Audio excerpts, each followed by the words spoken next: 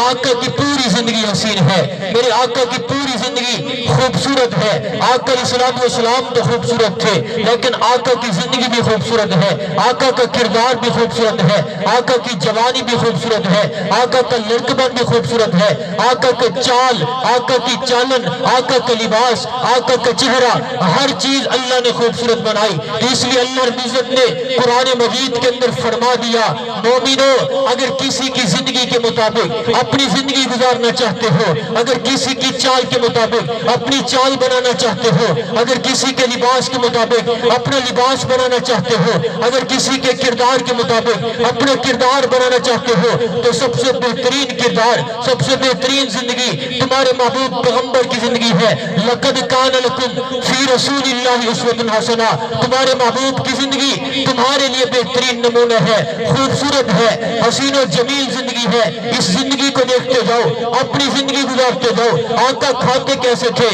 آقا پہنتے کسی طرح تھے، آقا لین دین کس طرح کرتے تھے، ہمسایوں کے ساتھ کیا سلوک تھا، اپنوں کے ساتھ کیسا سلوک تھا، چلتے کس طرح تھے، بیٹھتے کس طرح تھے، سوتے کس طرح تھے، لین دین کس طرح کرتے تھے، تجارت کس طرح کی، اپنے معاملات کس طرح کیے، یہ ساری زندگی آقا علیہ الصلوۃ والسلام کی نمونہ ہے، بہترین نمونہ ہے۔ اگر اس زندگی کے مطابق اپنی زندگی گزارو گے، اس زندگی کے مطابق اپنی زندگی بسر کرو گے، تو پھر میرا وعدہ ہے، قُلْ إِن كُنتُمْ تُحِبُّونَ اللَّهَ فَاتَّبِعُونِي يُحْبِبْكُمُ اللَّهُ۔ اے پیغمبر اگر یہ لوگ آپ کی زندگی کے مطابق زندگی گزاریں گے، آپ کی جو ہے کردار کے مطابق اپنا کردار بنائیں گے، آپ کی مکمل اتباع کریں گے، میرا وعدہ ہے یحببکم اللہ، میں اللہ ان سے محبت کروں گا، میں اللہ ان سے پیار کروں گا، ویغفر لکم ذنوبکم، اور ان کے گناہوں کو بھی معاف کر دوں گا، اور اللہ غفور رحیم، اللہ میں تو بخشنے والا ہوں، لیکن جو میرے محبوب کی سنت کو زندہ کرے گا،